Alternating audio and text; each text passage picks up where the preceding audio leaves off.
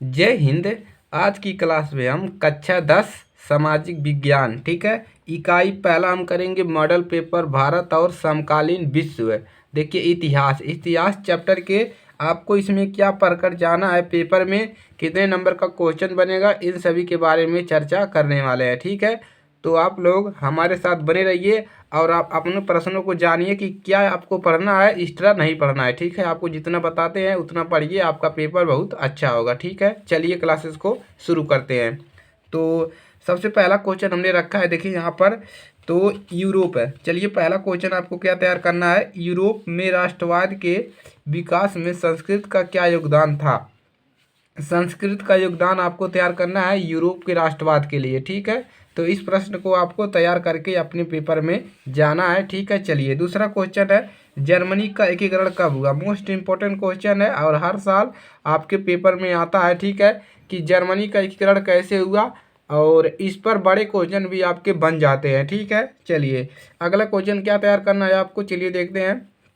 अगला है, मरियाना और जर्मेनिया कौन थे, यानी कि मरियान और जार्मेनिया कौन थे। तो इसको भी आपको क्वेश्चन को तैयार कर लेना है। ठीक है, चलिए अगला क्वेश्चन आपको तैयार करना है, बाल्कन प्रदेश में राष्ट्रवादी तनाव क्यों पनपा, यानी कि बाल्कन प्रदेशों में राष्ट्रवादी तनाव क्यों पनपा। ठीक है, इसको आपको तैयार करके जाना है, मोस्ट इम्पोर्टेंट क्वेश्चन है। ठीक है, चलिए अगला क्वेश्चन है आपका, ऑटोवान बिस्मार्क। ऑटोवान बिस्मार्क, इसको आपको इम्पोर्टेंट क्वेश्चन है, मोस्ट इम्पोर्टेंट। रोलेक्ट एक्ट का क्या था, रोलेक्ट एक्ट क्या था, और पूना फैक्ट पर किसने हस्ताक्षर, पूना फैक्ट पर किसने हस्ताक्षर किया। ठीक है, तो रोलेक्ट एक्ट क्या था, ये भी क्वेश्चन है आपका। पूना फैक्ट पर किसने हस्ताक्षर किए। ठीक है, तो 3 क्वेश्चन इस वाले में है। 5वें नंबर पर आपका है, ऑटोवान बिस्मार्क और रोलेक्ट एक्ट क्या था, इसके तहत क्या सूचनाएं आपको क्या लागू किया गया, पूना फैक्ट क्या है, इन सभी के बारे में आपको तैयार करके जाइएगा, इंपॉर्टेंट क्वेश्चन है। ठीक है, चलिए यहाँ पर जितने भी क्वेश्चन बताए जा रहे हैं सब मोस्ट इम्पोर्टेंट है, तो आपको अगर आप इसको पढ़कर जाते हैं तो आपका पेपर अच्छा होगा। ठीक है, चलिए अगला क्वेश्चन है, सत्याग्रह के विचार का मतलब है, सत्याग्रह के विचार का मतलब क्या है, तो इसको आपको भी तैयार करके पेपर में जाना है। ठीक है, अगला है, भारत छोड़ो आंदोलन के 3 कारण। ठीक है, इंपॉर्टेंट क्वेश्चन है, भारत छोड़ो आंदोलन के 3 कारण। ठीक है, और प्रथम विश्व युद्ध का भारतीय युद्ध का भारतीय समाज का अर्थ पर क्या प्रभाव पड़ा। ठीक है, इसको भी आपको तैयार करना है कि प्रथम विश्व युद्ध का भारतीय समाज अर्थ, इसके बारे में आपको लिखना है। ठीक है, चलिए इसके बाद मोस्ट इम्पोर्टेंट क्वेश्चन है, महामंदी का भारत पर प्रभाव।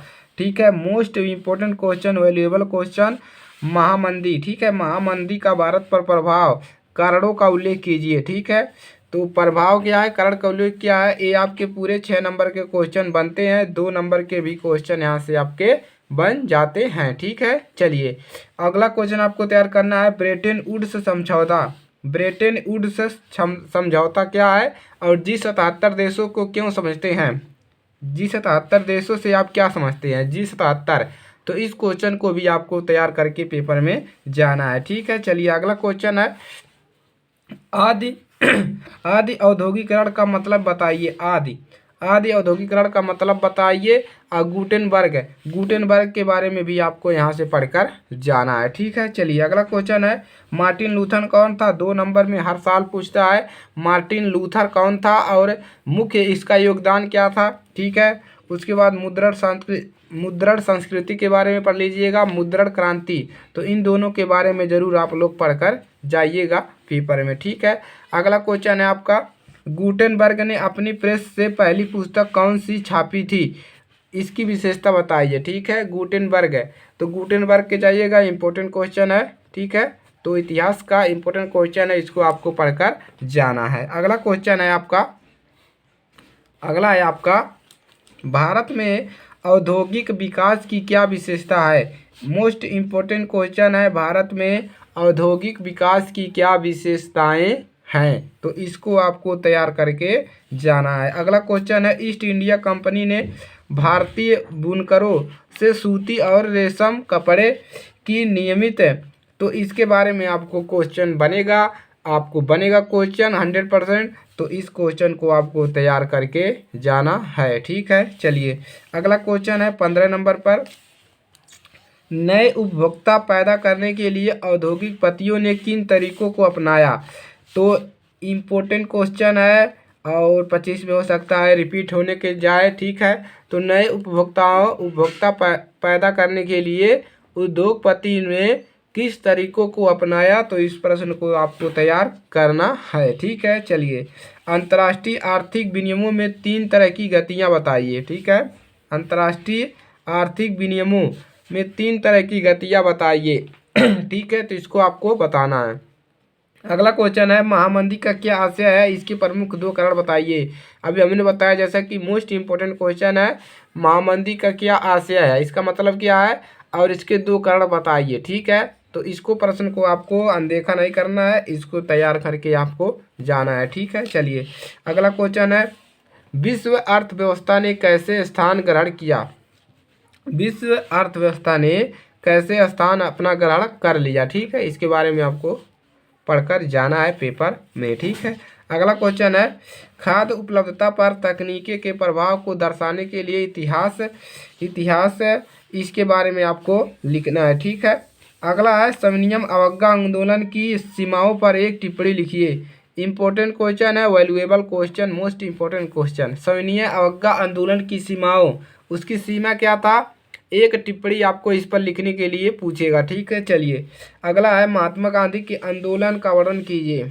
तो अगर आप कुछ भी नहीं पढ़े हैं सामाजिक विज्ञान में तो महात्मा गांधी जी के 3 आंदोलन, सविनय अवज्ञा आंदोलन और जो भी आंदोलन आपका है इसको आपको तैयार करके जाना है, ठीक है। चलिए तो इम्पोर्टेंट क्वेश्चन है भारतीय राष्ट्रवाद के उदय के प्रमुख कारण है, ये भी महत्वपूर्ण प्रश्न है, इसको भी आपको तैयार करके जाना है, ठीक है।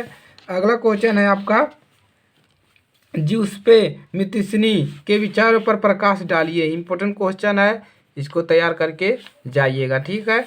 अगला क्वेश्चन है आपका इटली का एकीकरण कैसे हुआ, ये भी इम्पोर्टेंट क्वेश्चन है, इसको मैंने ट्रिपल टिक दे दिया और इसको आपको तैयार करना है इटली का एकीकरण कैसे हुआ था, ठीक है। चलिए अगला क्वेश्चन है विनया संधि क्या थी, प्रमुख उद्देश्यों और अर्थव्यवस्थाओं का वर्णन कीजिए, ठीक है।